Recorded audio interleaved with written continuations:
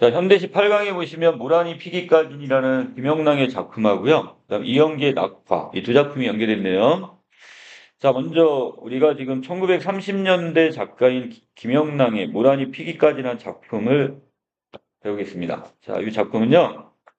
이 김영랑이란 분은 지금 1930년대 시문학파. 자, 그래서 이때 이분은 지금 어떤 시어의 어떤 이 조탁, 언어의 조탁을 상당히 중요시 여겼던 인물들이고, 그러니까 이 작품 안에는 어떤 사상성보다는 순수한 어떤 감정이나 정서를 표현하는 것, 이걸 주로 표현했던 작가분이 바로 여기 있는 시문학파가 되겠습니다. 그래서 이 작품에서도요, 상당히 섬세하게 어떤 단어들을 이거를 다듬어서 이런 쓰는 흔적들이 많이 좀 보이고요. 자, 그래서 이 작품에 이렇게 내용 들어가 볼까요? 자, 모란이 피기까지는, 자, 꽃 중의 꽃을 우리가 모란이라고 하는데, 자, 화자는 바로 이 모란이 피기를 기다리고 있는 것 같아요. 바로 이 화자의, 자, 소망의 대상이 바로 여기 있는 모란이 되겠습니다.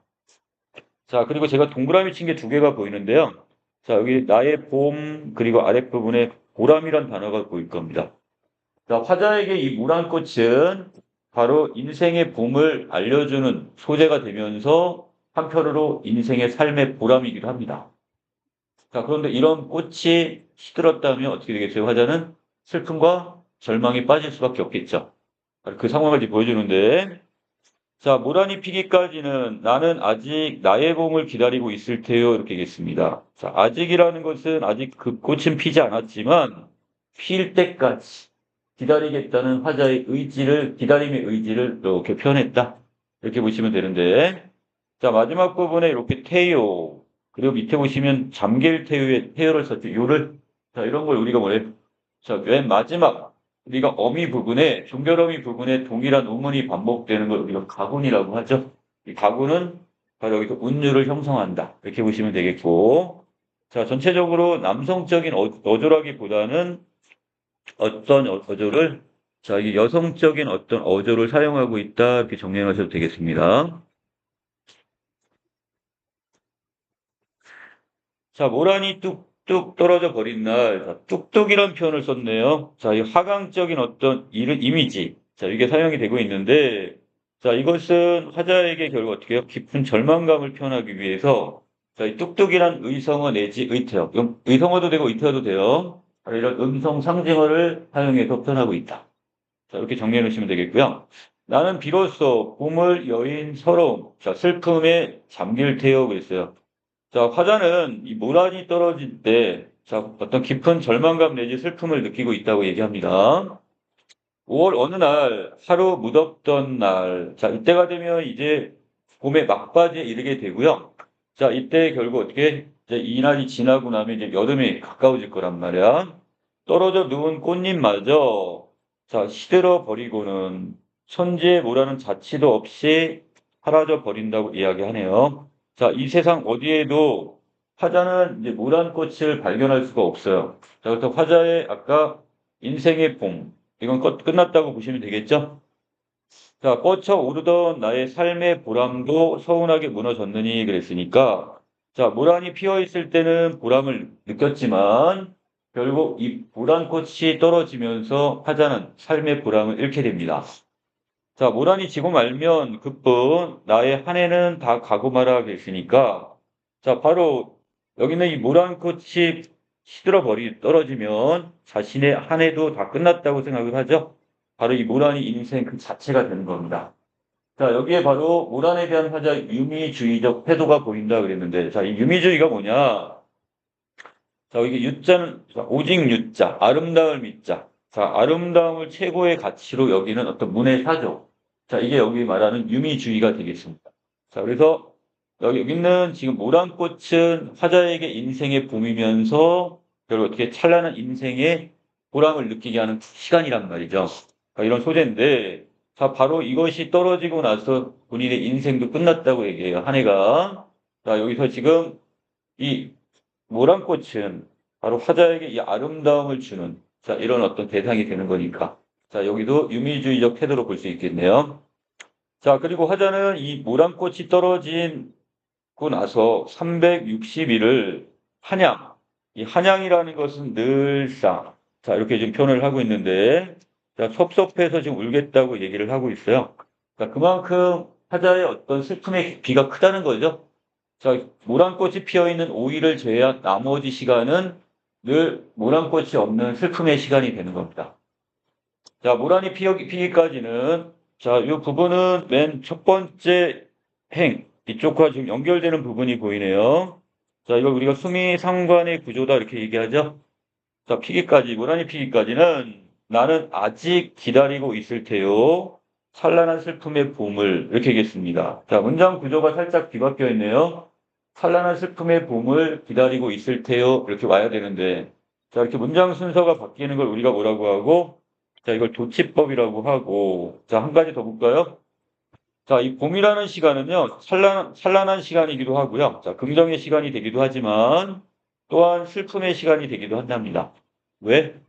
자, 지금 모란이 피어 있을 때는 화자에게 인생의 봄이면서 삶의 보람을 느끼는 시간이기 때문에 인생에서 가장 찬란한 시간일 겁니다. 자, 하지만 반대로 또 이 모란꽃이 떨어지는 시간은 결국 화자에게 슬픔과 절망을 주는 시간이기 때문에 이 봄은 두 가지 어떤 서로 모순이 된 이런 감정을 다 느끼게 하는 시간이 되는 거예요. 그래서 이걸 우리가 자, 역설법 이렇게 보시면 되겠거든요. 자, 여기까지 내용인데요. 자, 화자는 처음에는 지금 모란이 피기를 기다리고 있고, 다시 모란이 떨어지고 나서 상실감을 느꼈다가, 마지막 부분에 다시 모란이 피어나기를 기다리고 있네요. 자, 오른쪽 날개 부분 정리를 합니다. 자, 성격이 낭만적이며 유미적이라고 했죠. 아까 유미적이라는 어떤 아름다움을 추구하는, 자, 이러한 어떤 성격의 시, 이렇게 보시면 되겠고, 자, 주제는 모란에 대한 간절한 기다림 내지, 자, 모란은 인생 어떤 화자의 소망이 되기도 한다고 했으니까, 소망에 대한 간절한 기다림, 이렇게 보시면 되고, 자, 전체적으로 섬세하고 아름답게 다듬은 시어를 사용했다. 그 다음에 수미상관의 구조와, 그 다음에 역설법을 사용해서, 자, 지금 표현하고 있다는 특징이 있었습니다. 자, 밑으로 내려가시면, 자, 화자의 정서 및 태도 부분인데요. 자, 우리가 지금 긍정적인 정서를 플러스로 하고요. 자, 그 다음에 어떤 반대로 부정적인 정서를 마이너스로 한다면, 자, 기다림은 지금 우리가 뭐가 되는 거고요. 자, 이건 긍정적인 이미지가 될 것 같고, 자, 거기에 비해서 상실과 슬픔은 다시 마이너스가 되는 거죠. 그리고 다시 기다림으로 바뀌었으니까 다시 플러스로 다시 바뀌었습니다. 자, 이렇게 지금 자, 상승과 하강 그리고 다시 상승. 자, 이런 어떤 정서의 변화가 보여집니다. 자, 그리고 아랫부분에 화자는 모란이 피지 않을 때는 기다림의 태도를 보이다가, 자, 일단 긍정적, 상승적 이미지였다가, 모란이 떨어질 때는 서름의 정서를 드러내며 서운함과 섭섭함과 같은 심리와 연결이 됩니다. 그리고 마지막에 다시 수미상관을 통해서 모란에 대한 간절한 기다림의 태도를 반복하고 있네요. 자, 그리고 이 작품의 중요한 건 역설법이 될 겁니다. 찬란한 슬픔의 봄은 찬란한, 자, 모란이 피어 있을 때 환희, 자, 기쁨을 느낄 수 있는 시간이니까, 자, 이것은 당연히 찬란한 시간이 되겠지만, 자, 모란이 지고 났을 때 서러움, 슬픔을 느낄 수 있는, 자, 논리적 모순을 보여주고 있네요. 자, 역설법. 자, 그래서 모란이 지는 슬픔을 알면서도, 자, 모란이 피는 기쁨이 있기 때문에, 자, 모란에 대한 기다림을 버리지 않겠다는 화자의 의지를 표현한 것이다. 자, 이렇게 보시면 되겠습니다. 자, 두 번째 작품은, 자, 이영기의 낙화라는 작품이 보이네요. 자, 낙화의 뜻은 꽃잎이 떨어지는 게 낙화라고 본다면, 자, 이 작품에서는 지금 자연 현상, 꽃잎이 떨어지는 모습을 보면서, 자, 우리 인간의 어떤 이별을 여기다 연상을 하네요. 자, 여러분들이 봐야 될 부분은, 자, 요 부분을 먼저 좀 보고 갈게요. 날개 부분. 자, 자연 현상으로서의 꽃은, 자, 이걸 인간사에 비유를 하면, 자, 어떤 사랑하는 사람, 나의 사랑에 해당이 되는 것이고, 자, 낙화라는 꽃잎이 떨어지는 자연적 현상은 결별, 바로 님과 어떤 사랑하는 사람과의 어떤 이별이라 보시면 되겠습니다. 자, 그리고 마지막 꽃잎이 떨어지고 나서 그곳에 자, 무성한 녹음이 깔리고 더 나아가 가을이 되면 열매가 맺는 것은 결국 인간사에서는 자, 결국 사랑에서 이별은 아프지만 자, 이별의 아픔을 견뎌내고 나면 영혼은 그만큼 성숙하게 되겠죠. 자, 바로 여기서 바로 영혼의 성숙과 이렇게 자연적으로 연결시켜냈네요. 자, 본문 들어갑니다. 가야 할 때가 언제인가를 분명히 알고 가는 사람. 자, 여기서 가야 한다는 것은 이제 이별의 시간이 언제인 줄 알고 떠날 줄 아는 사람. 자, 이만큼 이 사람은 어떤 사람이에요?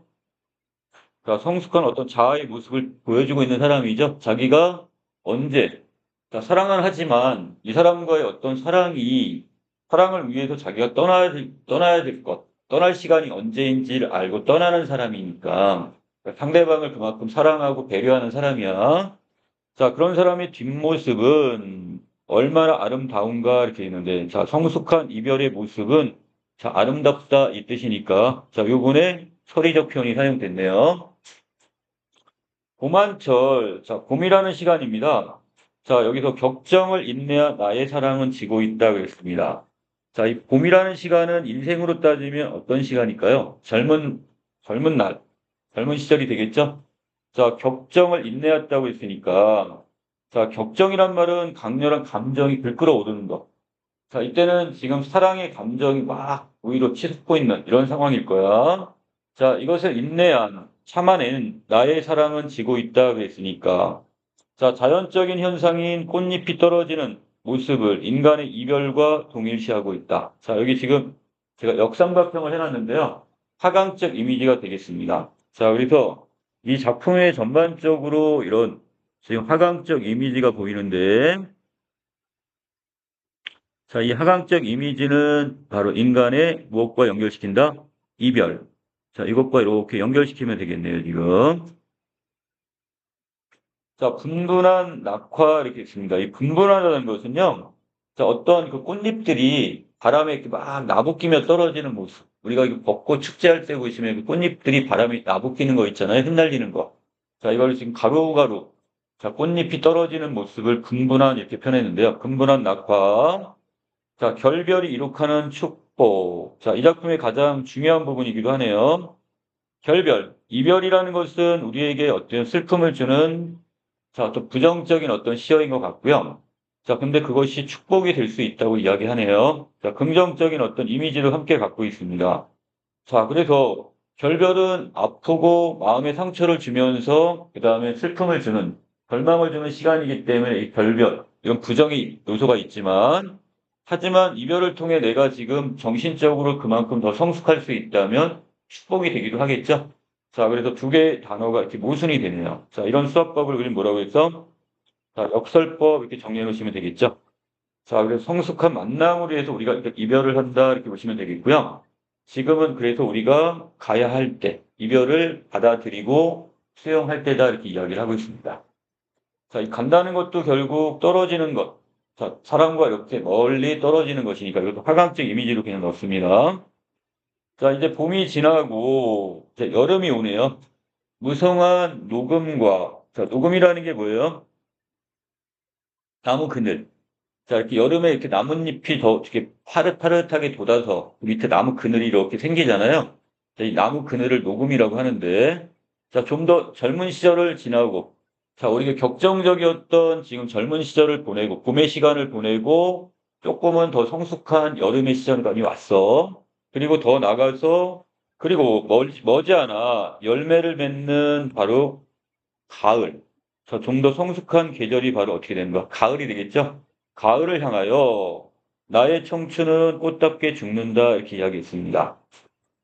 자, 어떻게 보면 봄의 격정적 시간이 끝나고 여름의 시간이 지나고 좀 더 성숙의 시간인 가을이 왔어요. 이때는 열매를 맺듯이 그러니까 꽃잎이 떨어져야지만이 꽃잎이 수정을 해서 떨어져야지만이 그 자리에 열매가 맺는단 말이야. 자, 그것처럼 우리의 사랑 자체 그리고 이별은 슬프지만 이별 후에 찾아오는 이런 어떤 사랑의 결실되지 정신적인 성숙. 자, 이것을 위해서 나의 청춘은 결국 어떻게 한대요? 꽃답게 죽는다고 표현했어요. 자, 이 꽃답게라는 표현을 썼는데, 자, 이 죽음 자체는 슬픈 거야.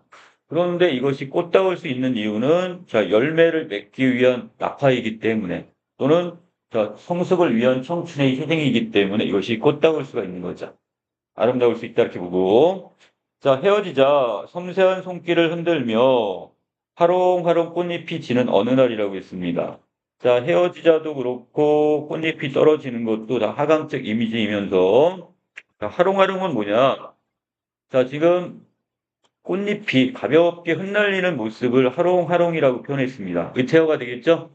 자, 여기 음성 상징어가 하나 쓰였네요. 자, 그리고 꽃잎이 지금 손길을 흔들고 있어요. 자, 이별의 손을 흔들고 있다고 했으니까 이건 뭐가 되고요? 자, 의인법도 되겠습니다. 자, 이렇게 꽃잎이 떨어지는 어느 날, 자, 이별의 어느 날, 나의 사랑, 나의 결별, 나의 이별, 샘터에 물이 고이듯 성숙하는 내 영혼의 슬픈 눈이라고 했으니까. 자, 화자에 지금 어떻게? 자, 샘터에 물이 고이듯 아주 찬찬히 물은 고이겠죠? 이렇게 지금 나의 정신은 조금씩 영혼은 더욱 성숙할 수가 있게 될 겁니다. 자, 이별은 슬프지만 이걸로 인해서 이별을 경험을 통해서 화자의 지금 영혼은 더욱 성숙할 수 있다 이렇게 보고 있어요. 자, 그래서 이별 자체를 무조건 슬픔으로 보지는 않았네요. 자, 그래서 전체적으로 1년에서는 자, 낙화, 꽃잎이 떨어진 아름다움에 대한 표현. 자, 2년에서 낙화의 아쉬움을 그리고 3년에서는 이것을 지금 받아들이는 거죠. 수용의 자세를. 자, 4년과 5년에서는 성숙을 위한 낙화에 대한 이야기를 하고 있습니다. 자, 오른쪽 날개. 자, 이 작품은 성격, 사색적이래요. 자신의 어떤 자연적 현상을 통해 자신의 깊은 생각, 자, 이별에 대해서 그냥 다문이, 자, 이것을 슬프지만 않아. 자, 이런 어떤 정신적인 성숙을 주니까, 자, 이런 깊은 사색에서 우러나온 작품이고요. 자, 그 다음에 내면의 어떤 성찰 내지 비유적 표현. 아까 여기 뭐가 쓰였어요? 의인법 내지 직유법이 사용되었죠? 자, 이런 비유적 표현. 자, 주제는 이별을 통한 영혼의 성숙을 보여줍니다. 자, 그리고 꽃잎이 떨어지는 낙화라는 자연 현상을 통해 삶의 이치를 발견했고, 자, 그 다음에 마지막 부분에 뭐가 있었습니까? 자, 여기서 결별이 이룩하는 축복 부분에서 자, 역설법도 보여서 이걸 통해 이별의 의미를 나타내고 있습니다. 자, 그 다음에 아까 우리 나의 시어의 상징적 의미는 정리를 했고요. 그 밑에 보시면 꽃이 피었다가 지고 열매를 맺는 자연 현상을 통해서 이별의 아픔이 영혼의 성숙으로 승화될 수 있다는 인간사의 깨달음을 나타낸 시다. 이렇게 보시면 되겠네요. 자, 표현상의 특징은 결별이 이룩하는 축복이라는 역설적 표현을 통해서 이별도 영혼의 성숙을 위한 축복이 될 수 있다는 인식을 드러내고 있습니다. 자, 또한 가야 할 때 뒷모습, 지고 있다부터 자, 헤어지다까지. 자, 이거 아까 제가 역삼각형으로 따로 채편했을 겁니다. 자, 이런 하강적 이미지의 시어를 통해서 자, 이별의 상황의 쓸쓸한 분위기를 형성하고 있다. 자, 여기까지 내용 정리 마치도록 할게요.